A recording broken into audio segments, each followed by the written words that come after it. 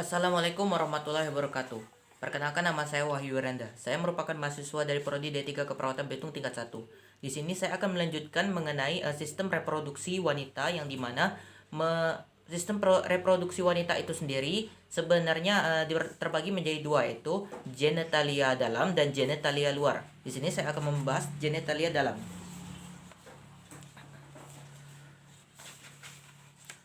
Ya, bagian yang pertama adalah ovarium, yang dimana ovarium ini sendiri memiliki fungsi sebagai penghasil ovum dan penghasil hormon dari wanita, yaitu egesteron dan progesteron.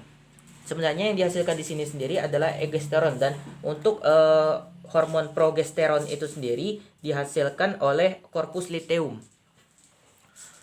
Selanjutnya, bagian dari sistem reproduksi wanita bagian dalam adalah bagian uterus, yang dimana uterus ini sendiri berfungsi untuk menerima sel telur yang dibuahi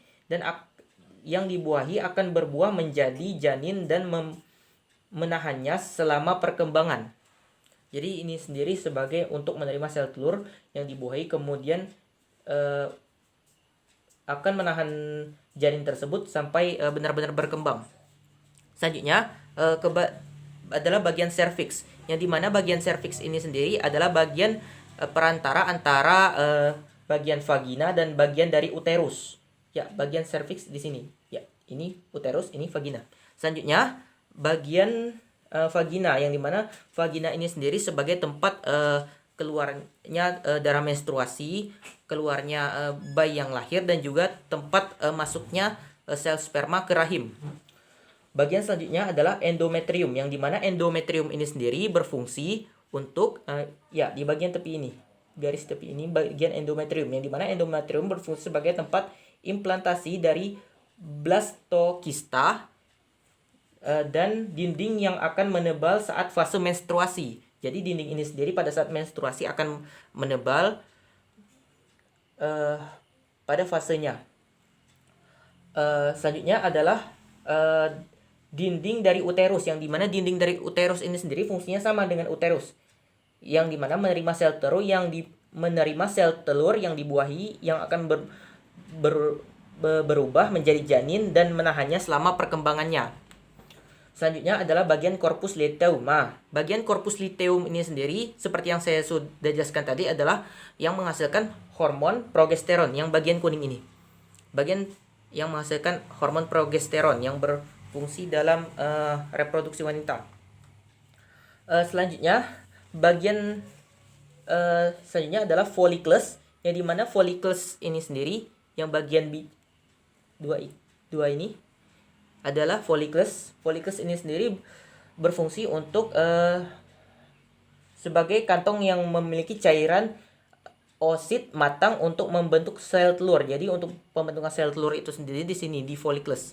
Selanjutnya, bagian saluran tuba falopi, yang dimana mempunyai fungsi untuk menyalurkan ovum dari ovarium menuju ke uterus. Ya, dari sini ke tuba falopi, masuk ke sini ke ovarium, terus ke uterus. Selanjutnya kita akan membahas genitalia reproduksi wanita bagian luar. Seperti yang terlihat di sini, ini adalah bagian genitalia wanita bagian luar, yang dimana bagian yang pertama adalah mons pubis, yang dimana mons pubis ini sendiri berfungsi untuk melindungi organ seksual dan reproduksi bagian dalam. Ya, bagian sini disebut mons pubis. Bagian selanjutnya adalah glans of clitoris. Ya, bagian ini disebut glans of clitoris, yang dimana berfungsi untuk memicu adanya ketegangan seksual pada saat berhubungan seksual.